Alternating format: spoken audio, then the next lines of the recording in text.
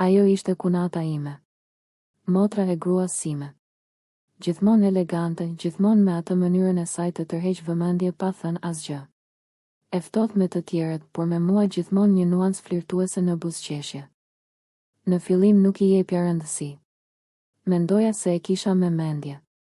Por me kalimin e viteve, e kuptova se nuk isha i vetmi që po ndjeja diçka. Ishte ajo që e krijonte distancën, por edhe ajo që e shkelte e para. Një fundjavë që gruaja ime ishte në udhëtim pune, ajo erdhi për të kaluar pak kohë me nipin. Djali ra për të fjetur herët. Qëndruam vetëm në kuzhinë, duke pirë verë dhe duke folur për gjithçka përveç asaj që duaj. Në një moment më pyeti: "A ke ndonjëherë ndjesinë që ke bërë zgjedhjen e gabuar?" U qesha nervoz. "Për çfarë po flet?" "Për çdo gjë," më tha dhe piu fundin e gotës. Pastaj heshti. Më pa drejt në sy dhe tha: "Nuk do ta them kurrë më këtë gjë. O tani ose haroje për gjithmonë." Dhe u afrua. Më puthi. Dhe unë nuk e ndalova. Ishte e ndaluar. Ishte gabim.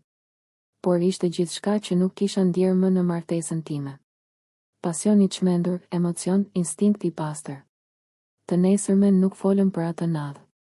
As nuk u kërkuam falje. Thjesht e dinim që kishim kaluar një kufi që s'mund ta kthenim më mbrapa.